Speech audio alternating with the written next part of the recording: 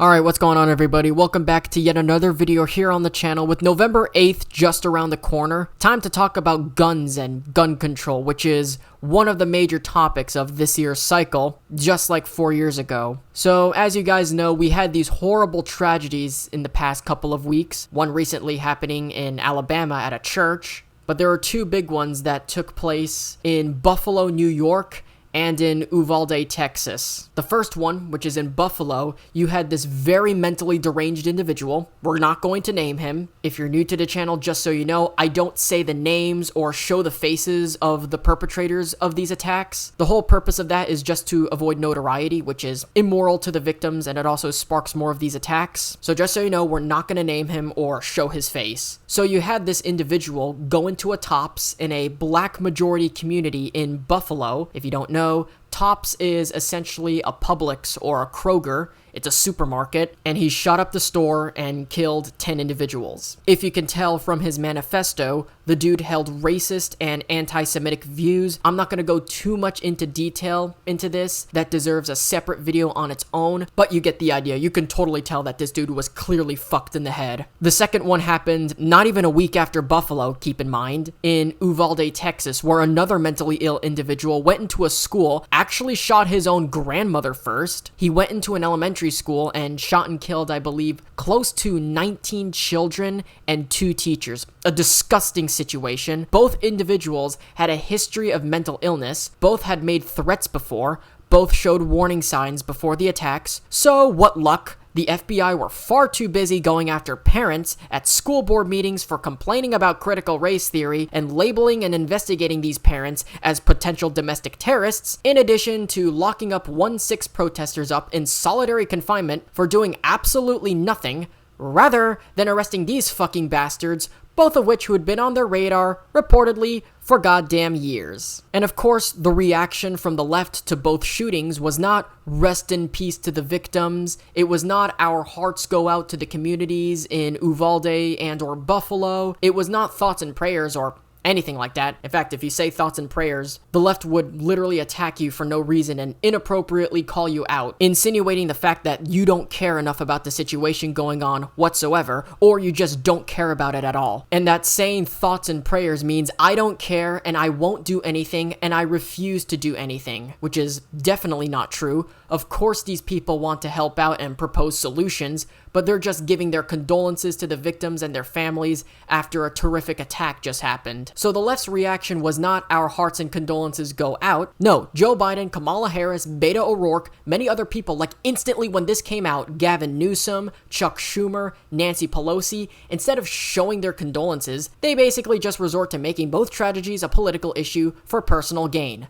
Worst thing you can possibly do. So for the Buffalo shooting, instead of showing their condolences to the victims and their families, they resort to basically blaming the shooting on Republicans, conservatives, and insinuating that all Republicans are Nazis and white supremacists, because the shooter at Buffalo was an open and self-avowed neo-Nazi, which is asinine since Republicans are not Nazis, and they are in no way responsible for what happened in Buffalo. And soon after both Buffalo and Uvalde respectively, they were also tweeting out the fact that, oh, we need to crack down on guns. This is why we need gun control. Hashtag gun control now. We need an assault weapons ban. The NRA murdered these children. The blood is on the hands of the GOP and the NRA. It's on Greg Abbott's hand. Greg Abbott is responsible for this. Like, I'm not a fan of Greg Abbott. I don't even like the dude. Like, I campaigned against Abbott and supported Alan West in the primary, but you see these people are going out here and acting like this, and it just sit there and making a fool out of themselves completely. A lot of these people think that this is going to reverberate with the people of Texas, and in actuality, it's not. Notice how this only happens in red states. When it happens in a gun-controlled state like California and New York, they jump right into federal policy. And Beto O'Rourke, the Democratic gubernatorial candidate for Texas, decided to do this at the press conference that Greg Abbott was holding in Uvalde, with a lot of, I believe, like the parents of the victims, and in addition to some of the survivors. And we're just gonna go show you this clip right here because this is just a complete display of pure immaturity. Like, what he just did is not a good look for his campaign. It's not a good look for him. And it's not a good look for the people that support him. He thinks like, going out there and like doing this is like gonna help him somehow. Like he's taking a stand. He's not. This is a fucking serious situation, and you're not supposed to act immature like this whatsoever. It just made people that are, emotional and maybe a little bit compassionate and sensitive towards his gun policies. Some people probably turned his back on him because that's how lousy and poor this was. So let me just play you the clip. The mic to Lieutenant Governor Dan Patrick.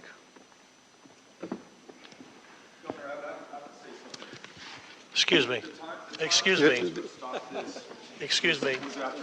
Sit down. You're out of line and an embarrassment. Sit down and don't play this stuff. Next shooting is right now, and you are doing nothing. No, he needs to get his ass out of here. This isn't the place to talk this over. This is totally predictable when you... Sir, you're out of line. Sir, you are out of line. Sir, you are out of line. Please leave this auditorium. I can't believe you're a sick son of a bitch that would come to a deal like this to make a political issue.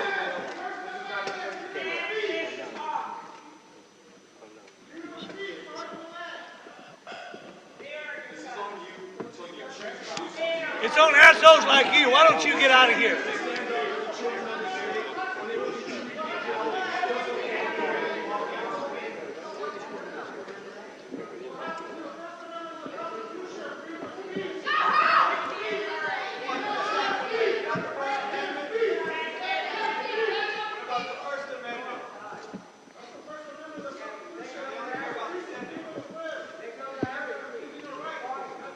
So, as you just saw in this clip, Beto O'Rourke is going up to this press conference, and he puts the blame entirely on Greg Abbott, heckling him during the press conference, and claiming that he is entirely responsible for what happened, and that he caused this situation to happen. For starters, that is not true. Abbott refusing to pass gun laws did not cause this to happen. The lack of gun laws in Texas did not cause this to happen either. Why put the blame entirely on him? And this is basically a press conference for the victims, talking about the situation, giving updates about the situation, and probably talking about solutions, actual legitimate solutions, because taking people's guns away is not going to solve this problem whatsoever. So of course he goes out there and does this, and yeah, it's inappropriate to do that during a press conference in a situation like this. It's short-sighted and unprofessional. It's not professional to interrupt people like this. He's being called out by the sheriff and by the mayor of Uvalde. He was called a sick son of a bitch by the mayor of Uvalde.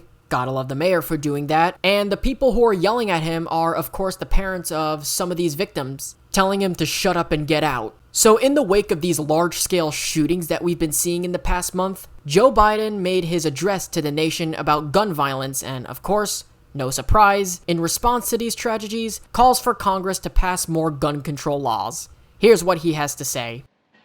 We need to ban assault weapons and high-capacity magazines. And if we can't ban assault weapons, then we should raise the age to purchase them from 18 to 21. Strengthen background checks. Enact safe storage law and red flag laws. Repeal the immunity that protects gun manufacturers from liability. Address the mental health crisis, deepening the trauma of gun violence and as a consequence of that violence. These are rational, common sense measures. Here's what it all means. It all means this. We should reinstate the assault weapons ban and high-capacity magazines that we passed in 1994 with bipartisan support in Congress and the support of law enforcement. 9 categories of semi-automatic weapons were included in that ban, like AK-47s and AR-15s. And in the 10 years it was law, mass shootings went down. But after Republicans let the law expire in 2004, and those weapons were allowed to be sold again, mass shootings tripled. Those are the facts. A few years ago. So as you saw in his speech, Biden of course gave a multitude of his ideas on what to do and urges Congress to go forward with them. He also put this out in a tweet. He says, "We can ban assault weapons and high-capacity magazines." Now, of course, if you know anything about firearms, Really what he means is normal capacity magazines. 30 rounds is essentially the standard for most rifles. I would often refer to the standard 30-round magazine as the banana magazine because of its curved shape, often resembling a shape of a banana. 10 rounds, on the other hand, which is what Biden and the left appears to think is the topmost appropriate level and the only highest acceptable number of bullets in any firearm, is actually considered low capacity. There are no high capacity magazines, at least that are available in civilian use. A 100-round drum is high capacity. Anything above 50 rounds can be considered high capacity, like 50-round drums, 75-round drums, 100-round drums. Those are all considered high capacity, and you probably aren't using any of that for hunting. And in addition, drum mags and high capacity mags like those drum mags that I just mentioned earlier, those are already illegal without special expensive licenses anyway. I'm just going to point that out. But 20 to 30 rounds, sometimes 40-round magazines for some AK-47s are standard. Anything above 50 rounds are considered high capacity, and those are already outlawed. And I can't think of anybody who would use a 50-round drum for hunting anyway, and 10 rounds are low capacity. In fact, I think anything below 15 rounds is considered low capacity. There are certain types of guns. Keep in mind this does not exclusively apply to rifles like AR-15s and AK-47s. There are certain types of handguns that are manufactured in which there are no magazines that hold 15 rounds or lower. A lot of gun owners and gun activists actually mention this. For certain handguns, not the AR-15, there are no low-capacity magazines available for it. Most handguns, including the 1911, which is what most cops use, that can typically hold between 15 and 16 rounds. The only handgun that I can think of that uses anything lower than 10 rounds is the 7-round Desert Eagle, and that has a higher caliber. If there is no smaller magazine available for either a Glock 9 or a 1911, you would need to do at least one of two things. Number one,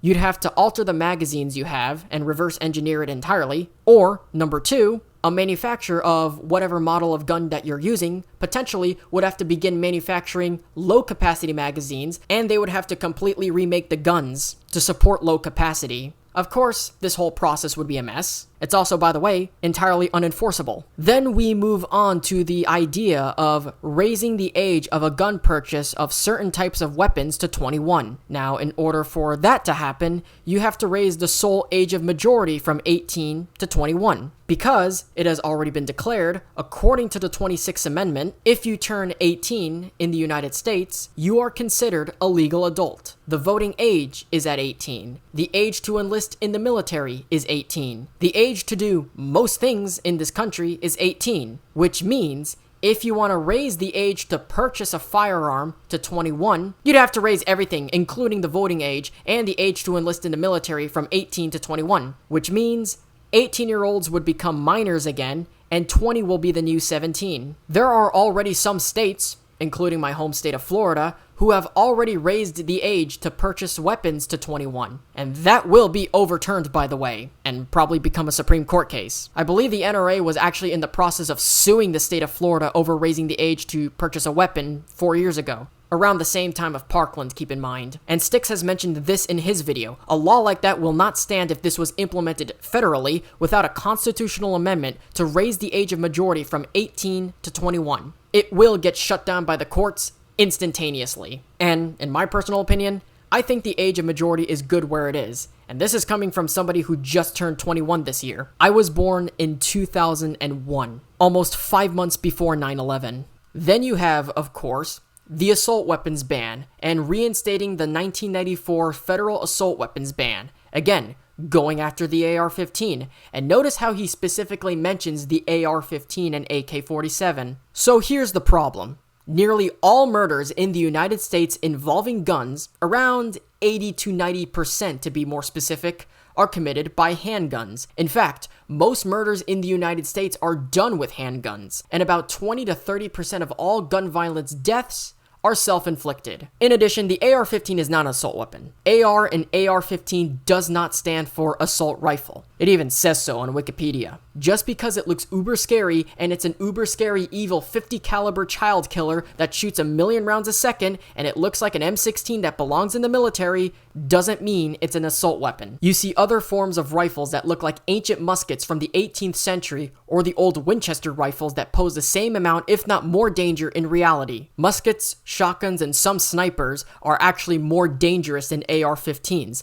I suggest watching FPS Russia's videos on guns and you can learn a lot more about certain weapons. AR-15s do not use 50 caliber. There is no such thing as a 50 caliber assault rifle. Most use a standard 5.56 NATO caliber or 7.62 caliber like the AK-47. They can also use 300 blackout, although the 300 blackout is actually more compatible with AK-47s than AR-15s due to its barrel size. Most AR-15s that I've seen manufactured use 5.56, and most AK-47s that I've seen use 7.62.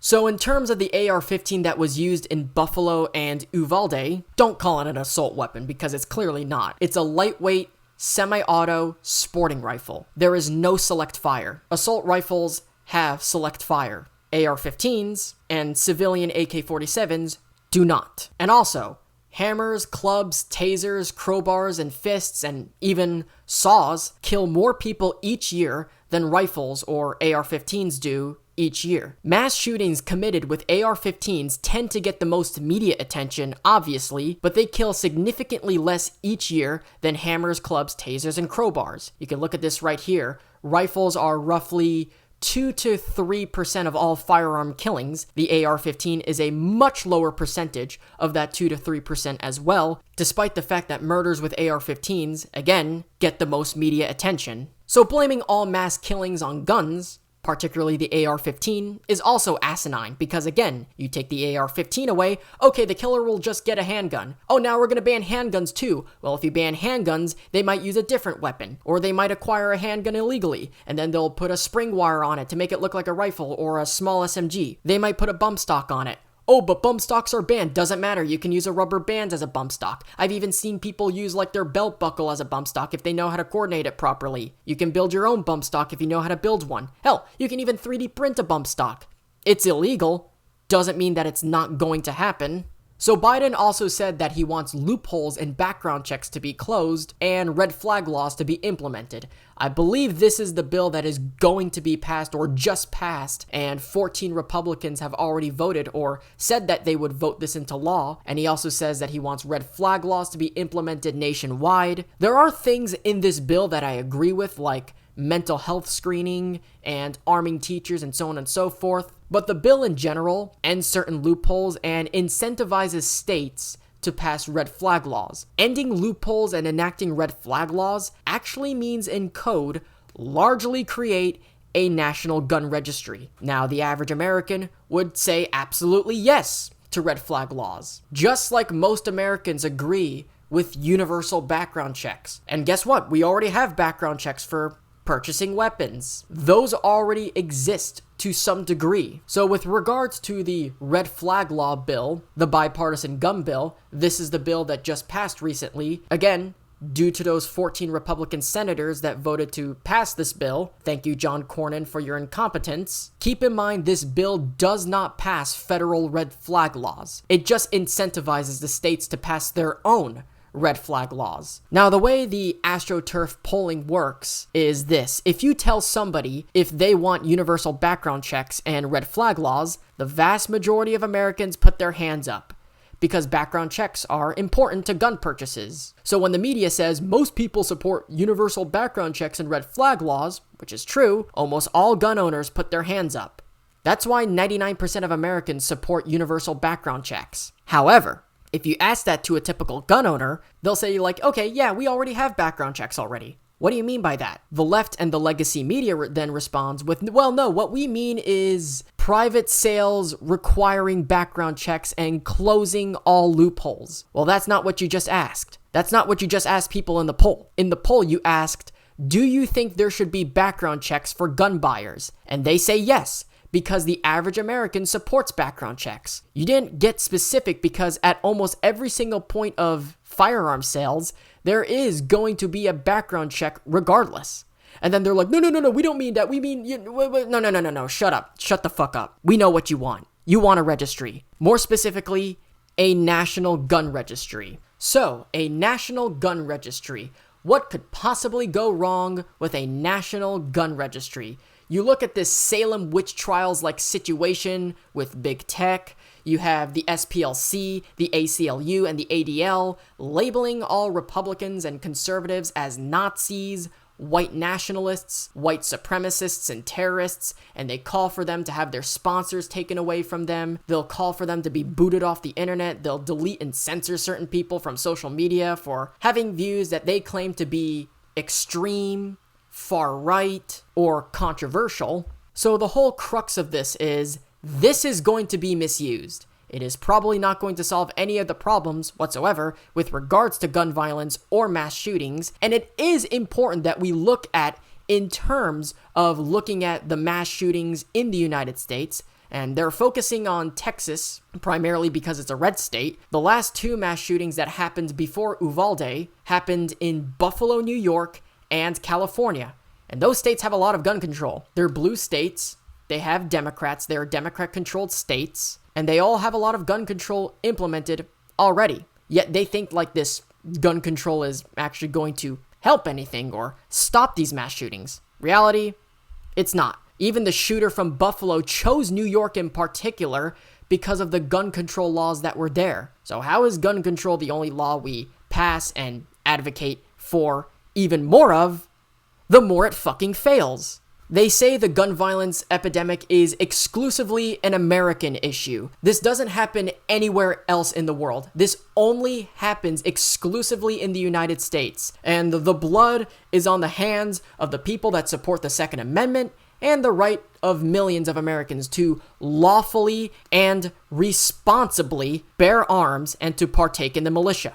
But my question is this really exclusively an American problem? Does this exclusively happen in the United States? And only in the United States? Like we are the only country in the world that has this gun violence problem? Well, studies actually show that despite making up 4.5% of the population, I'm going to link each and every single one of my sources in the links down in the description below. All my sources to my arguments are going to be linked down below, as always. So the US has a 4.6% share of the world's population. However, at the same time, despite that fact, they also make up less than 1.15% of mass public shooters, a little less than 1.5% of their murders, and just 2.2% of attacks. So attacks in the United States are not only less frequent than in other countries, but are also less deadly on average compared to other countries. So keep that in mind. That's fact number one. Fact number two, also worth note, the United States, when it comes to mass shootings, is not even in the top 10 countries for mass shooting deaths. There was a study that was conducted fairly recently that they did in the US, Canada, Australia, and Europe, which were the countries and continents that they surveyed, with data that they were measuring between 2009 and 2015. And even if you look at the new numbers, it's roughly around the same. Not much differences there. If you take a look at mass shootings and mass shooting deaths, according to this study, according to this chart, Norway leads both, 1.888. Speaking of which, they just had a mass shooting that happened in Oslo. There was also another mass shooting recently that happened in Copenhagen. Denmark is also a country that has strict gun control. Copenhagen is in Denmark. Strict gun control in Denmark. A lot of restrictive gun laws in all of these places on this list, except for Switzerland. Switzerland, I believe, is like the only country in Europe with less gun restrictions, and even their gun laws are more restrictive than in most, if not all, states in the United States. In addition, in terms of the whole narrative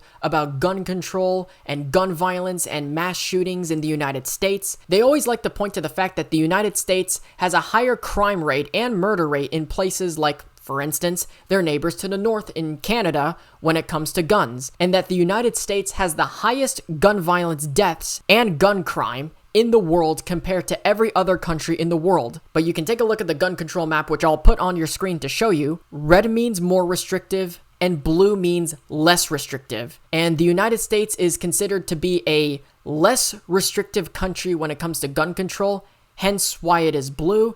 And notice how you see a lot of red on this map. This shows that many other countries, in fact, most countries around the world, are considered to be more restrictive. So it is in fact true that a lot of European countries, the UK, Australia, New Zealand, and Canada are considered to be very restrictive when it comes to guns, although the countries with the highest murder rates like El Salvador, Guatemala, Venezuela, Colombia, Honduras, a lot of Latin American countries, as well as some countries in Africa, these countries have a lot more restrictive gun laws than the US does. And taking a look at the chart from earlier, Norway leads in public shootings. Although, on the other hand, the United States does have more gun crime, gun violence, and mass shootings for other reasons some of you might not be aware of. Cultural reasons.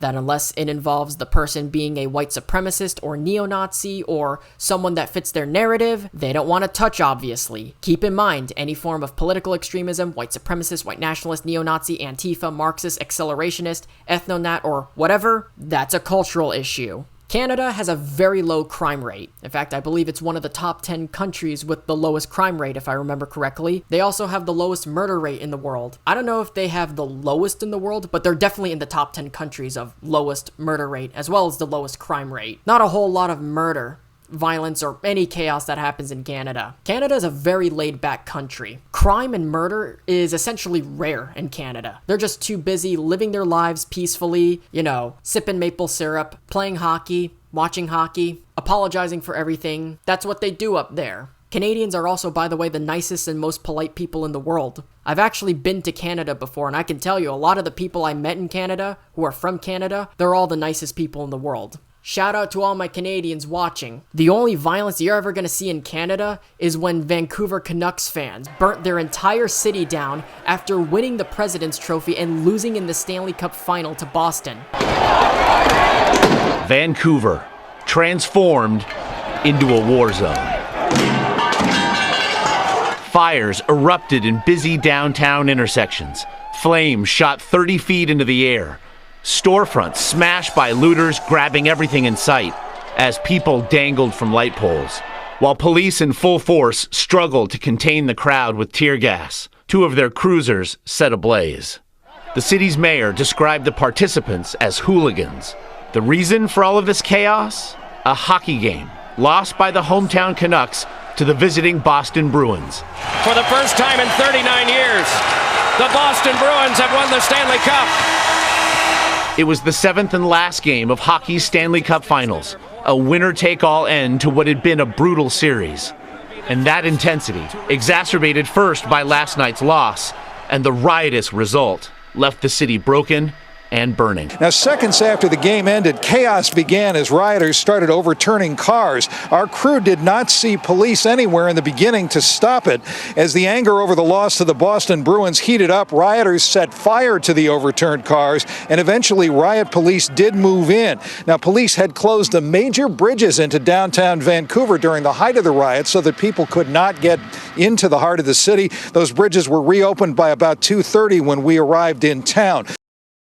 Aside from that, Canada is very laid back. As mentioned earlier, Canada falls within the top 10 of both having the lowest murder rate and the lowest crime rate. It's a cultural thing, obviously. As regards to the top countries of the world for murder, like I said, El Salvador, Honduras, Venezuela, Colombia, Jamaica, Belize. Of all of these countries, I think Honduras is like the only one that specifically has less restrictive gun control. That's according to the map I showed you earlier. And also regarding the other chart with Norway being on top, Switzerland is also considered less restrictive. The left will also say things like, oh, well, the United States has the most school shootings in the world. There has been over 400 plus school shootings total so far in 2022 in the United States. But look at the actual data closely and carefully. Like all of these shootings, except for maybe a 1 or 2, was a situation where like a security guard or a police officer fires a gun in the parking lot, or there's like negligent discharge, not even during school hours. Like that's like the type of point that adds to their own input. This is why the left loses this debate in every election. In the United States, virtually all conservatives and Republicans are overwhelmingly pro-gun, and most Democrats are split on the issue. So it is not a popular proposition to call for banning weapons and taking guns away from people. It's just fucking ridiculous. They don't care about the problem. They just want control. Ultimately, what it boils down to. I really don't think anybody in this country would be, too comfortable with the idea of having guns taken away. That's just not how it works. And believe me, I know people who are gun owners. Sure, they do agree with things like background checks and whatnot, but they're also against the idea of having weapons being taken away from them. No responsible, law-abiding citizen wants to give up their weapons for a crime they did not commit. That's really what it is. They essentially like to hang this whole gun control thing over people's head every time a mass shooting happens, and they've never really been into this position to enact any gun control legislation. Well, at least for a while before that bipartisan red flag bill just passed. But this is very true. I mean, you had less restrictive gun legislation in the 1950s all the way up until like the 1980s and the 1990s, and there were like no mass shootings. At least only like 1, 2, or 3 mass shootings happened between the 1940s and the 1990s. And we had much less restrictions than we did then than we had now. That fact alone should tell you right off the bat that this is, for the most part, a people problem. It's a cultural problem primarily. This is something Andrew Pollack mentioned on his book Why Meadow Died, as well as in his RNC speech in the 2020 election. Primarily and essentially a culture problem. If you take a look at this graph, and I'm going to put this on your screen right now. If you take a look at this graph, which compares defensive use to violent use of firearms, you notice that there is a significant difference between the two. You see in this graph how many people get saved per year by guns compared to the number of incidents involving firearms. There are almost 2.5 million defensive uses of firearms, where criminal firearm uses just below 500,000. And a lot of those incidents are just robberies and heists with illegal guns and gang crime, gang violence. Not like gun control is certainly going to stop any of that anyway. And the murder rate is definitely not 500,000 murders per year. I don't remember the exact number of the murder rate involving firearms. Not entirely sure what the numbers are. If I do remember correctly, I think it was somewhere around probably 20, 30, or 40,000 a year. I'm not entirely sure what the numbers are, but it's somewhere between 20, 30, 40,000. That's all I remember. And again, as I said before, a lot of gun violence deaths, at least half of those are self-inflicted. Also important fact I need to add, there is, in a lot of cases, there's also no security. And if there is security, most of the time, they don't do their job. In the shooting that happened at Marjory Stoneman Douglas High School in Parkland, the police and security at the scene didn't do their jobs, they didn't do anything, and the guy got fired, the guy got charged, Sheriff Scott Israel got kicked out, all was good. In the case in Texas, and this situation was so much worse than what happened in Florida 4 years ago, what happened in Uvalde was that the cops were on the scene, they were aware that there was an active shooter situation going on, the cops were in a 3-on-1 while they were on the scene, and for some reason, they weren't able to stop the shooter or do anything at all to help out with the situation, despite the fact that these cops in the building were in a 3-on-1 situation. The cops on the scene were even preventing armed parents from going in and stopping the shooter themselves,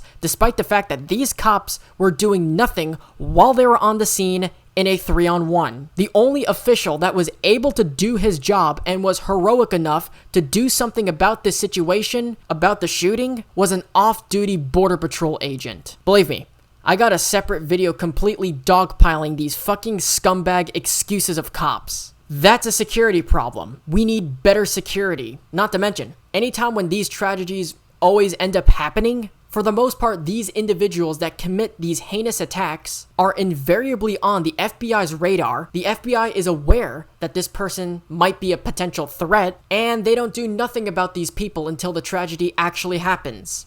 The FBI drops the ball in a lot of these mass tragedies. That's also a security problem. You have problems involving incels who can't attract women and are mentally deranged and they don't get dealt with. And they want to come after your guns thinking it's going to solve the problem. It's really not. Most of the guns, most of the crimes, the violent crimes and the murder that happens in the United States is gang related. Gang crime, gang fights, bank robberies, heists. And in most cases, those guns are already illegal. The guns are obtained illegally in most cases. And the left would always like to point at the federal assault weapons ban of 1994, and of course Australia's assault weapons ban, their gun control laws and buyback program that passed as an excuse as to why we should do it here, and we should reinstate the 1994 assault weapons ban. Of course, Biden and Harris both mentioned reinstating the 1994 assault weapons ban. The problem with that is even though there was a crime drop after the 1994 assault weapons ban,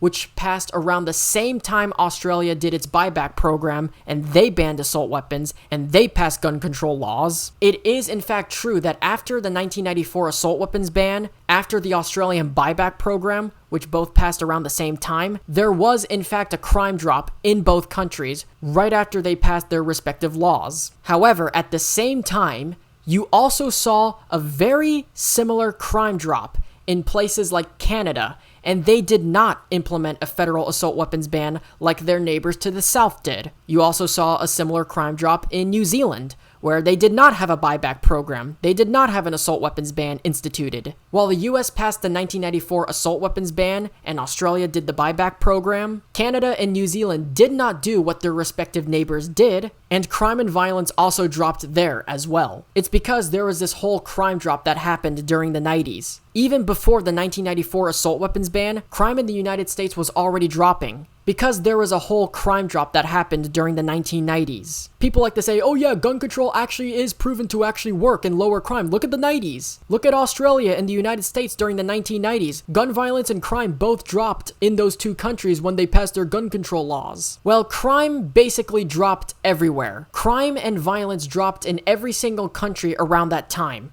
in places that had gun control and in places that didn't have gun control. There's actually an explanation as to why that phenomenon potentially happened. There are a plethora of reasons why crime dropped across the world in the 1990s, but gun control is not certainly one of them whatsoever. So, what are my thoughts and solution to this? Not a gun problem, culture problem. Not guns, culture. You have to solve the culture problem. What happened in Buffalo was a racially motivated attack by a deranged, sick individual who had neo-Nazi views. And in terms of the motive of the attack in Uvalde, we will have to wait and see. The kid did not leave out like some sort of manifesto or anything like that, but there were some talks that the kid was probably part of the incel movement. There are even claims that he was bullied when he was at school because of the clothes he wore. But one thing's for sure that we did know for sure is that this kid was clearly not all there to begin with. So that's all we know at this point. So all in all, this is largely a culture problem as well. Mostly a culture problem, and this is something that does need to be addressed one way or another. Probably we'll make a separate video on it. And in terms of domestic mass shootings are clearly a major problem in this country. How do we stop these? Again, culture problems. There are many problems that we have here. You can talk about the state of our culture. You can talk about the decline of religion. That plays a role. You can talk about mental health, healthcare or lack thereof. You can talk about drug usage and the use of psychedelics. You could talk about bullying at school. You can talk about the lack of parenting, education, the incel movement and extremism. So as you can see, we definitely have a lot of problems that need to be dealt with. But you can't blame guns for it whatsoever, because guns are not the problem. You can't sue the gun manufacturer just because somebody uses their product to kill people. Just like you can't sue a car company just because somebody uses their product to commit an act of terror. You can't blame the AR-15 and the people who own them. If an Elliot Rodger worshipping incel or a deranged Nazi commits a murder, I, a law-abiding citizen, am not responsible for whatever crazy shit some incel or Nazi does because he can't get a girlfriend. You can't falsely label them as assault weapons when they're not. AR does not stand for assault rifle.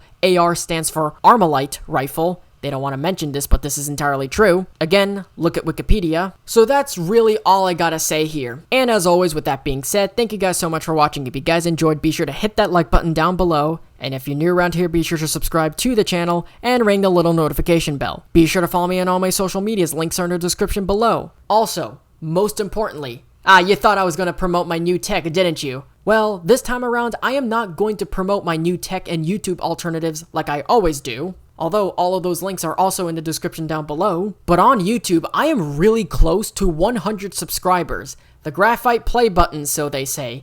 I really appreciate the new subs. It really helps me out. Journalism, independent journalism, and independent commentary is increasing in demand, so be sure to motivate me, help me out, sub to the channel. Getting real close to that milestone, and I really appreciate hitting 100 this year. Would mean a lot to me, and as somebody who's been doing this for over 10 years now, since he was a little kid, sub to the channel, get me to 100, and don't forget to ring the notification bell. And of course, the new tech sites are there, follow me there as well because exclusive content is there that you don't get on YouTube.